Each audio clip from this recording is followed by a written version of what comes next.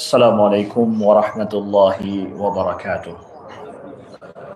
Allahu Akbar, Allahu Akbar, Allahu Akbar, Allahu Akbar, Allahu Akbar, Allahu Akbar, Allahu Akbar, Allahu Akbar, Allahu Akbar, walillahil hamd.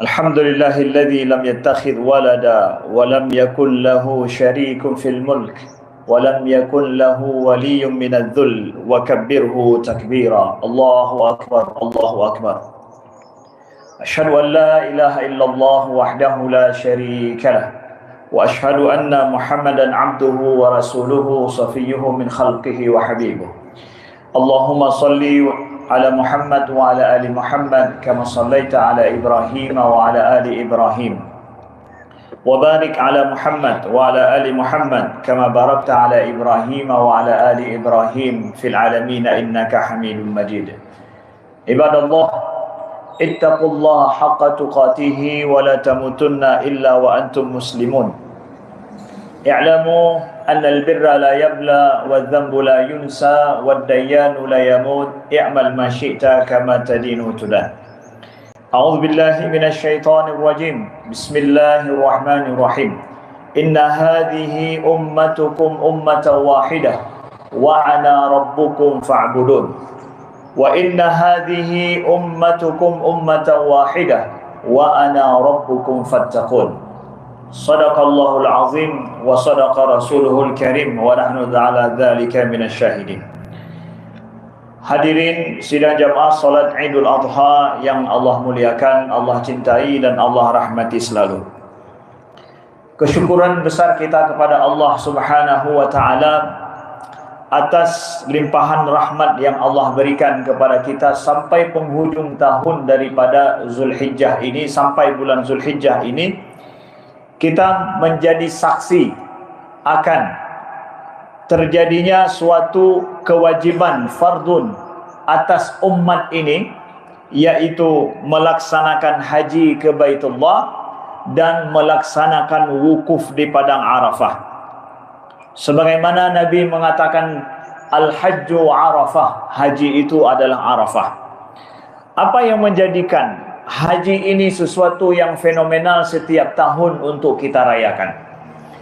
Ketahuilah saudaraku yang dimuliakan Allah, bahwa pada ibadah haji ini, ibadah hanya diwajibkan bagi yang mampu seumur hidup hanya sekali, diwajibkan kepada seluruh umat Islam yang mampu, yang Allah suruh wa'adzin fin nasi bil haji ya'tuka rijala wa ala kulli dhamir ya'tina min kulli fajjin amiq, yang mereka berdatangan dari seluruh dunia, dari seluruh penjuru alam.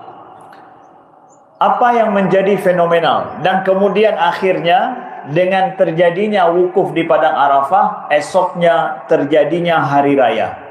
Hari raya ini juga tidak tanggung-tanggung. Hari rayanya disebut dengan Idul Akbar, hari raya besar. Puasanya pun ya, orang untuk diharuskan pada hari itu untuk tidak berpuasa sampai 4 hari. Beda dengan Idul Fitri, 1 hari saja tidak puasa, setelah itu udah ramai yang puasa. Hari ini tidak bisa. Hari ini tidak boleh puasa, besok tidak boleh puasa, lusa tidak boleh puasa, lusa raya tidak boleh puasa juga. Ngapain juga? Semua makan. Sembelih makan. Ya tidak puasa ya makanlah. Kenapa demikian, saudaraku yang dimuliakan Allah? Ini adalah maqasid kubra, maqasid yang besar di dalam Islam dengan diutusnya Nabi Muhammad SAW. Apa itu maksud yang paling besar terjadi dalam haji ini? Nah, saudaraku yang dimuliakan Allah, mari kita lihat. Setiap hari kita melaksanakan sholat berjamaah. Mungkin itu adalah paling dekat dengan rumah kita, adalah masjidkah atau suraukah atau musalla. Lalu kemudian pada sepekan sekali pada hari Jumat kita melaksanakan sholat Jumat, bukan di musalla, bukan di langgar kita mungkin, tetapi di mana juga? Di masjid jami', masjid besar di tempat kita tinggal. Di situ kita kumpul ramai-ramai sepekan sekali yang biasa nggak jumpa hari-hari, sepekan sekali, sejumat sekali kita berjumpa di Masjid Jami'. Masjid Jami', masjid yang mengumpulkan banyak orang. Lalu kemudian itu setiap pekan. Maka dalam setahun sekali kita melaksanakan, dalam setahun 2 kali kita melaksanakan hari raya, solat hari raya. Di mana tempat melaksanakan solat hari raya? Sunnahnya adalah di lapangan. Bahkan bukan di masjid, bahkan bukan di dalam masjid yang biasa kita laksana solat Jumat, tapi di mana yang lebih banyak mengumpulkan umat Islam, mengumpulkan hamba Allah, disitulah yang paling bagus kita laksanakan solat Aid. Kemudian dalam setahun sekali Allah fardukan kepada umat ini dari seluruh dunia untuk berkumpul di penghujung tahun, yaitu di Padang Arafah.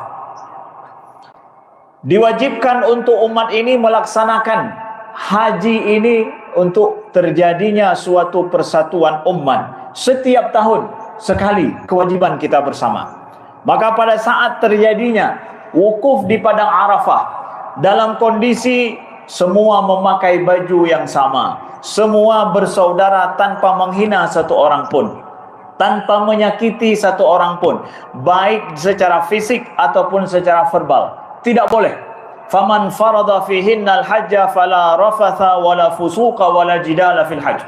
Tidak boleh ada saling mengganggu saudaranya satu sama lain. Jangankan saudaranya, kayu, pohon juga tidak boleh dipatahkan rantingnya. Tidak ada binatang yang biasanya diburu pun itu tidak boleh diusik dan diganggu pada hari itu. Semua menghadap satu kiblat yang sama. Semua bertalbiyah dengan zikir yang sama, menghadap Ka'bah secara bersamaan. Kemudian menyembah Allah Tuhan yang satu. Setahun sekali fardu umat ini terjadi, maka kita di seluruh dunia disuruh untuk berhari raya. Hari rayanya pun hari raya akbar. Puasa tidak boleh, makan yang enak-enak. Kenapa? Fardu ini telah terwujud pada hari ini. Pada hari ini kita menjadi saksi di seluruh dunia bahwa agama Allah, risalah Nabi Muhammad masih kokoh di muka bumi ini. Masih terus berjalan menyatukan umat manusia hamba Allah, menyembah Tuhan yang satu. Mereka beragama-agama yang satu, berkeyakinan-keyakinan yang satu, arah kiblatnya satu. Bahkan baju mereka sama, bahkan tidak ada perbedaan sesama mereka. Mereka tanggalkan semua yang mereka pakai, semua yang mereka banggakan. Di sana tidak ada perbedaan antara orang awam dengan orang alim secara penampakan kita lihat. Illa bittaqwa, kecuali dengan takwa mereka.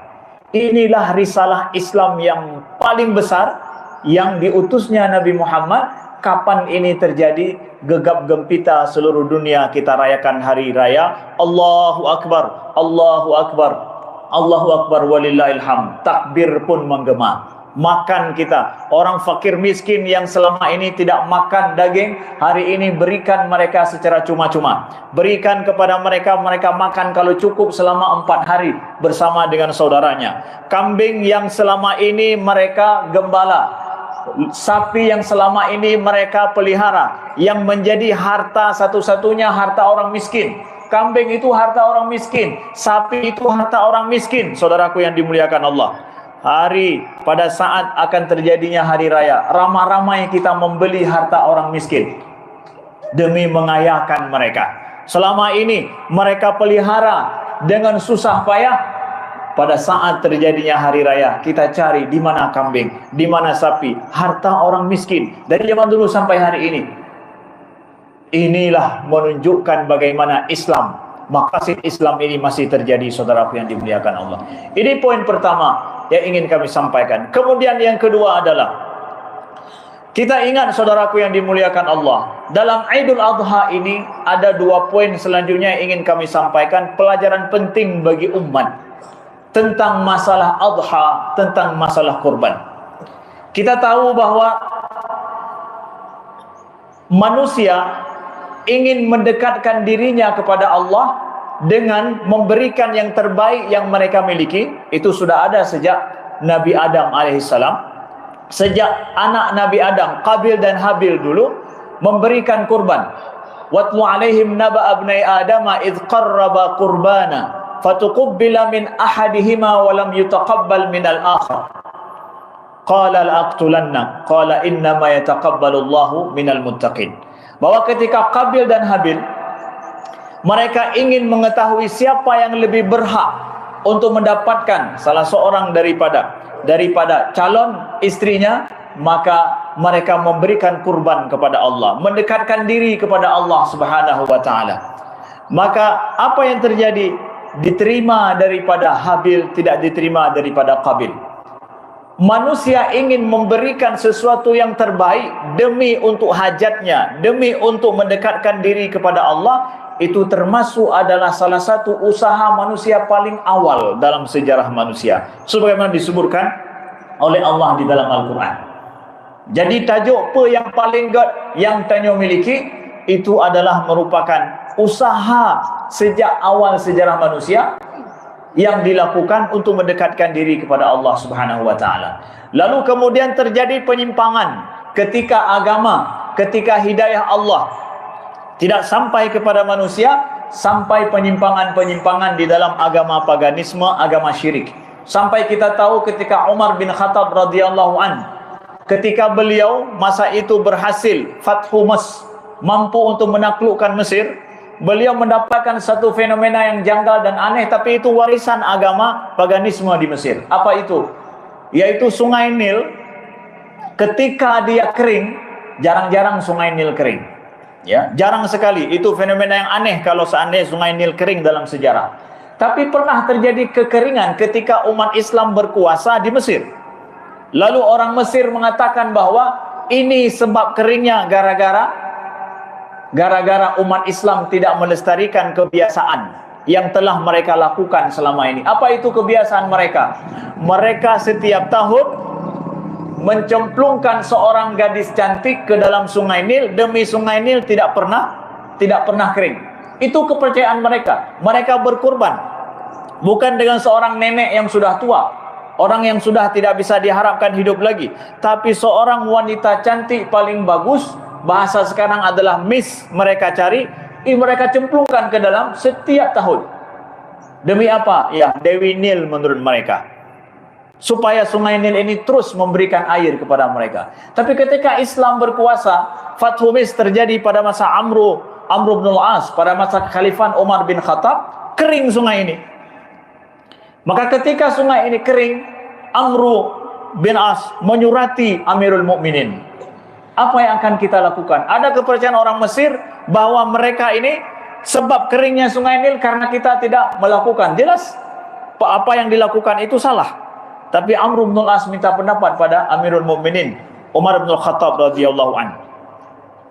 Maka Amirul Mukminin Umar bin Khattab menuliskan sebuah surat. Beliau tuliskan surat min Amirul Mukminin Umar bin Khattab ila Nil Misr. Dari surat dituliskan di depannya adalah dari Amirul Mukminin Umar bin Khattab kepada Sungai Nil di Mesir. Gak disuruh buka, ya.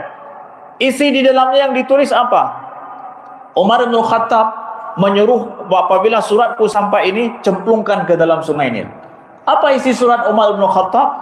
Isinya adalah bahwa ya Nil Mas, wahai Nil Mesir, in kunti tajri liwajhillah fajri.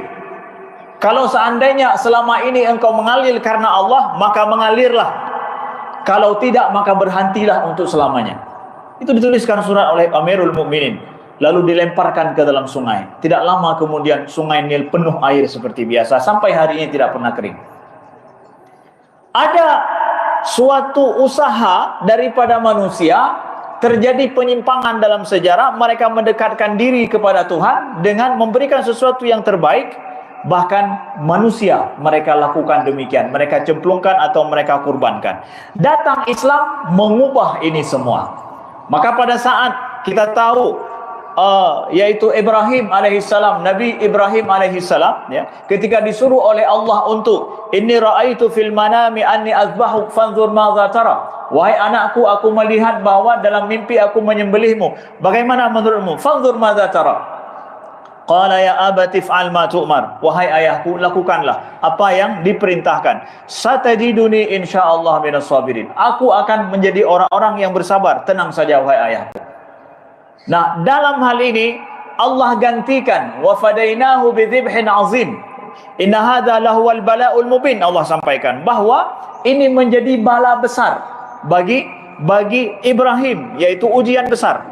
Seorang anak yang dikasihani, satu-satunya yang baru lahir, sebelum lahirnya Ishak, tapi ternyata harus disembelih, disuruh oleh Allah Subhanahu wa taala.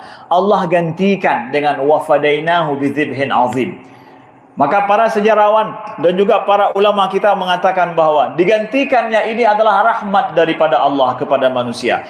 Bahwa diiklankan bahwa tidak ada lagi namanya, tidak ada sama sekali manusia mengorbankan dirinya atau mengorbankan manusia untuk mendekatkan diri kepada Allah. Tidak ada. Itu adalah kepercayaan yang menyimpang. Diluruskan oleh Allah dengan wafadainahu bidzibhin azim. Kami gantikan, kata Allah, dengan sembelihan yang besar. Sampai hari ini ajaran yang benar adalah mendekatkan diri kepada Allah dengan kita, bukan dengan cara melakukan seperti praktek-praktek paganisme yang ada dulu. Inilah sunnah Nabi Ibrahim, inilah sunnah Nabi Muhammad SAW sampai hari kiamat, saudaraku yang dimuliakan Allah. Lalu kemudian kita lihat bahwa sunnah pengorbanan ini, melakukan, memberikan sesuatu yang terbaik, ini perlu kita hidupkan kembali masa kita hari ini. Sering orang bertanya, Ustadz, kenapa orang Muslim selama ini tertinggal? Kenapa agama Islam ini nampaknya agama yang kurang disukai oleh banyak orang? Bahkan di Eropa ataupun di Amerika, banyak fitnah yang terjadi. Umat Islam juga, walaupun bukan di luar negeri, tapi di negeri mereka sendiri, negeri mereka miskin, negeri mereka tertinggal. Kenapa? Coba bercermin sedikit kepada apa yang terjadi pada masa para sahabat. Kita semua sepakat bahwa masa para sahabat dulu adalah masa terbaik, Ustaz. Masa yang hebat, luar biasa. Nah, kalau memang demikian adanya, maka mari kita lihat sekarang bagaimana para sahabat memberikan untuk agama ini, memberikan yang terbaik yang mereka miliki demi agama ini, demi Allah. Semangat pengorbanan mereka sama nggak dengan kita?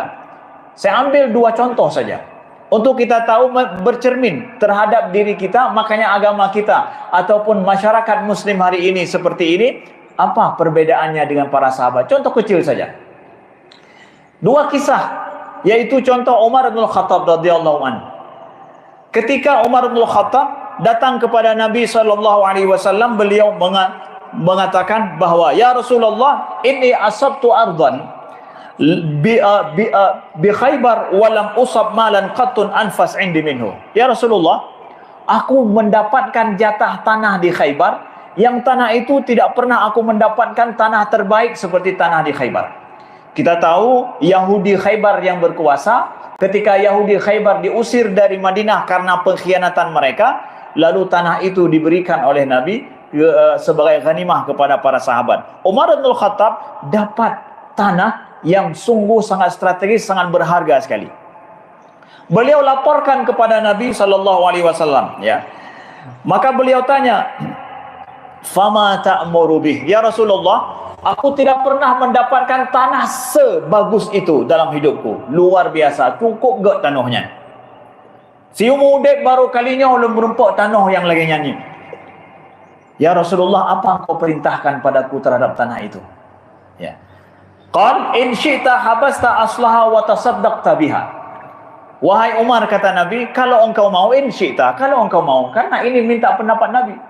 Nabi tidak mewajibkan, tapi Nabi memberikan saran. In syi'ta, kalau engkau mau, engkau habasta aslaha, engkau tahan asal tanah ini, wa tasaddaqta biha, tapi hasilnya engkau sedekahkan. Tanah jadi milikmu sampai hari kiamat, tapi hasilnya selalu engkau sedekahkan. Di sinilah muncul apa syar'iyatul waqaf. Di sini muncul istilah wakaf kemudian.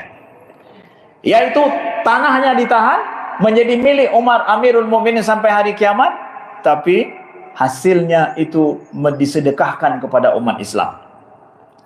Kemudian ya, Umar fastasaddaqa biha Umar annahu la yuba' wa la yuhab wa la yuras. Akhirnya Umar pun menyetujui saran Nabi. Umar pun menyedekahkan hasil tanah itu dengan tidak boleh lagi untuk dijual, tidak boleh dihibah dan tidak boleh diwariskan. Tanah itu tidak boleh dijual, tidak boleh diwariskan, tidak boleh dihibah. Itulah wakaf yang kita tahu hari ini. Ini asal usul. Kemudian muncul sedekah lain yang lebih disebut dengan sedekah wakaf. Ini syar'iyahnya, ini asal usulnya. Tanah yang terbaik, yang paling berharga, harta yang terbaik, yang paling berharga, disedekahkan demi Allah. Disedekahkan untuk siapa? Lil fuqara wal qurba wa fir riqab wa fi sabilillah wa ibnis sabil wa dhaif. Disedekahkan untuk para fuqara, kepada orang kerabat yang membutuhkan, kepada orang-orang yang dalam keadaan berhutang atau tertahan, dan juga fi sabilillah wa ibnis sabil, dan juga kepada para tamu-tamu yang datang jauh. Hasilnya dari situ, bayangkan itu. Sedekah yang terbaik, yaitu harta yang terbaik disedekahkan untuk kepentingan umat. Orang gasian kepada orang yang hana mempak rumah, orang yang leutang, yang hana itu bayar. Kemudian juga kepada apa? Fi sabilillah, ada perang fi sabilillah. Pembiayaan itu pembiayaan umat. Itu pembiayaan hari-hari kebutuhan. Dari mana? Dari orang-orang yang siap berkorban hartanya fi sabilillah seperti ini. Makanya kondisi umat selalu baik. Ada orang-orang yang siap memberikan yang terbaik yang mereka miliki demi umat. Nah, semangatnya ino atau mana? Makanya kita mengalami seperti ini. Contoh lain lagi siapa? Abu Talhah. Setelah Umar, siapa lagi? Abu Talhah. Abu Talhah, beliau memiliki kebun kurma yang paling baik di depan Masjid Nabi SAW.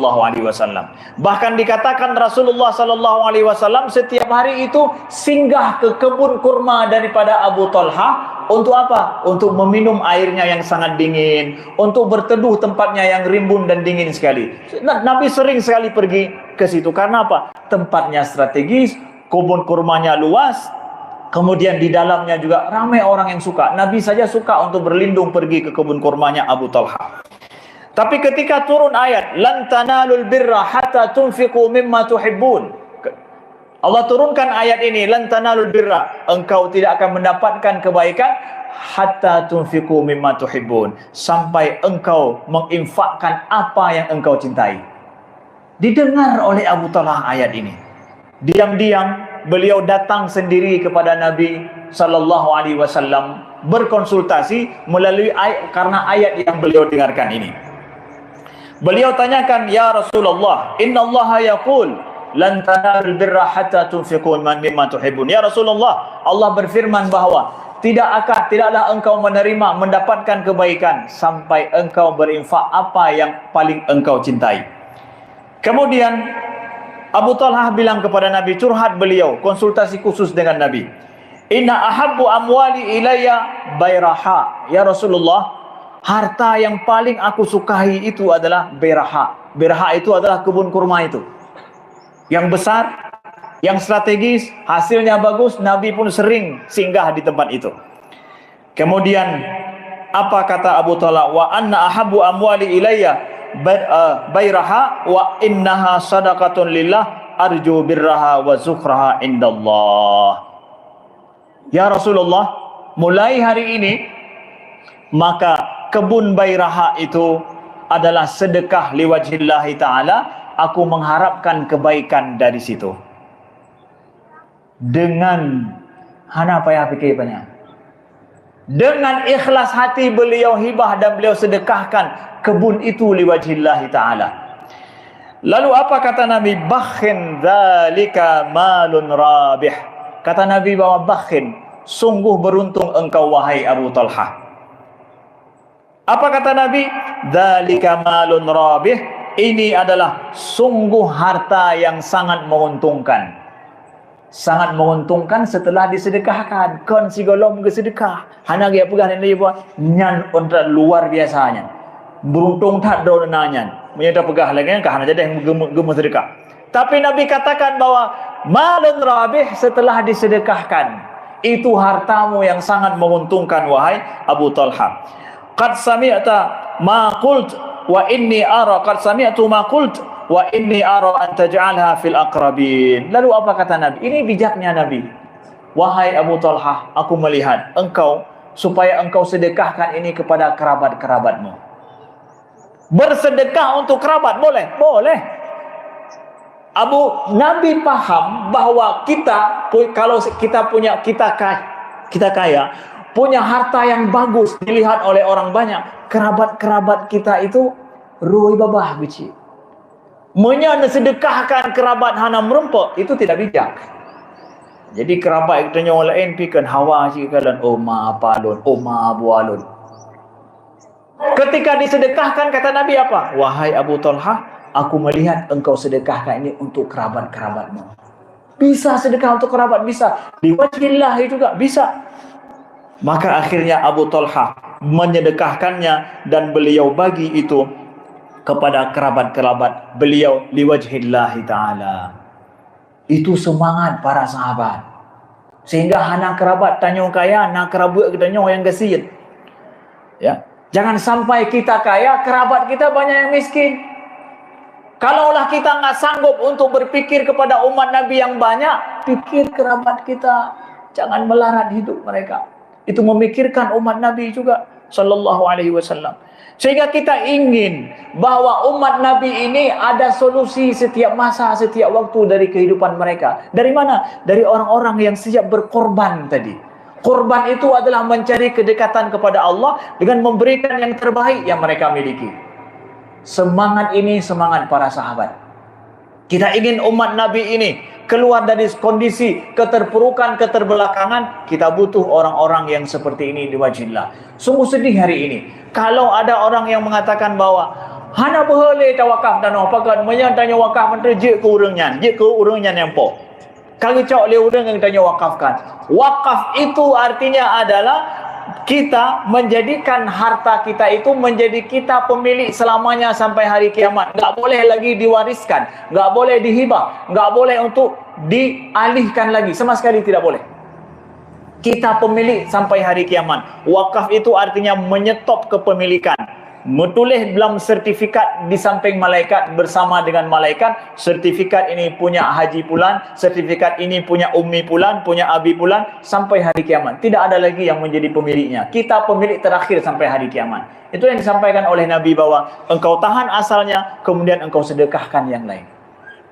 Saudaraku yang dimuliakan Allah, kita butuh orang-orang semangat yang seperti ini.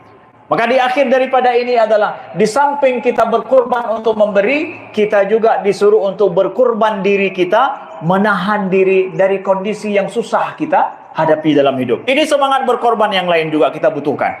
Ilon hana terpena tengku. Hana aja yang lonjok tepu. Korban diri kita siap? Siap. Contoh pada Nabi Ibrahim. Ketika beliau harus berkorban anak beliau. Ternyata susah ini, bala besar dalam hidup. Beliau bersabar. Gara-gara beliau bersabar, akhirnya terkenang nama beliau sampai hari kiamat. Kemudian terjadi dengan siapa? Terjadi dengan Nabi Yakub alaihissalam. Apa itu? Kondisi beliau tidak memberi, tapi nahan diri terhadap musibah yang terjadi dalam hidup beliau. Musibahnya nggak tanggung-tanggung. Hilang anak. Gak ada anak. Yang paling disayang, gak ada anak ke? Hilang gak tanggung-tanggung dan jiwanya susah. Sampai kata Allah dalam Al-Quran, وَبْيَضَّتْ عَيْنَاهُ مِنَ الْحُزْنِ وَهُوَ كَظِيمٌ. Sampai mata beliau itu putih gara-gara sedih, menangis terus. Jadi gak ada anak kan ganyan terfikir bahwa hayu tak agama ganyan, bahkan gak ada hilang anaknya pun gak pernah bersedih. Kenapa? Lun tawakal kepada Allah. Panelon, lun tawa dengan Allah. Hana matalah hali. Bi dono kan urang punya ganyan. Manusia itu adalah punya perasaan. Ketika terjadi musibah dia bersedih ya, tapi bersabar beliau. Tanya kakak lah mudek mana jid tajuk apa. Ketika terjadi begini dalam hidup, apakah jadi manusia yang baik atau berubah kita? Ketika diuji dengan ujian yang berat seperti itu, sanggupkah kita korbankan diri kita dengan sabar ini? Tidak menjadi manusia yang jahat setelah itu atau balik belakang dia jauh dengan Allah. Begitu juga yang terjadi dengan Nabi Yusuf alaihissalam. Ketika beliau mengatakan bahwa as-sijnu ahabbu ilayya mimma yad'unani fi. Bahwa penjara itu lebih aku sukai dari apa yang mereka ajak untuk berbuat maksiat. Itu terbuka lebar pada Nabi Yusuf untuk kalau mau berbuat maksiat di istana tinggal, yang ngajak juga orang istana, apalagi kondisi beliau sangat prima, bisa beliau lakukan. Tapi beliau lebih memilih masuk penjara daripada dapat fitnah yang seperti itu. Enggak, harga diri enggak mau dijual. Masuk penjara, menjadi beliau masuk dalam penjara bukan setahun 2 tahun, sampai 10 tahun lebih, kata para ulama. Demi apa? Menjaga martabat harga diri. Tak mau dalam penjara atau ikut kamu? Yang kena nyuruh hati. Lebih baik kita ikut awaknya, kita mau gelap. Inilah masalah umat hari ini. Orang tidak siap mengorbankan dirinya. Kahana najak apa netendro nak enggak sanggup berikan apa-apa, tahan diri, jaga muruah diri, jaga diri. Pengorbanan yang paling besar yang perlu kita ambil dari makna-makna hari ini, yang demi apa? Demi umat ini lebih baik, demi pribadi kita lebih baik, saudaraku yang dimuliakan Allah. Ini adalah sedikit pencerahan daripada Al-Quran, daripada sunnah Nabi, supaya semangat berkurban demi Allah ini terus kita wariskan di samping kita menyembelih setiap hari dan merayakan juga hari raya yang gegap kita pada hari ini. Allahu Akbar, walillahil hamd. Aqulu qawli hadza wa astaghfirullah li wa lakum. Barakallahu li wa lakum fil Qur'anil Karim wa nafa'ani wa iyyakum ma fi ayati wa dzikril hakim wa taqabbalallahu minni wa minkum tilawatahu innahu was-sami'ul 'alim. Allahu Akbar, Allahu Akbar, Allahu Akbar. Allahu Akbar, Allahu Akbar, Allahu Akbar. Allahu Akbar, Allahu Akbar, Allahu Akbar. Alhamdulillah wahdahu la syarika lahu wa la syai'a yu'jizuhu wa la ilaha ghairuh. Asyhadu an la ilaha illallah wahdahu la syarika lah wa asyhadu anna Muhammadan abduhu wa rasuluh. Allahumma salli wa sallim wa barik ala sayyidina Muhammadin wa ala alihi wa sahbihi wa sallim. Ibadallah, ittaqullah haqqa tuqatih wa la tamutunna illa wa antum muslimun.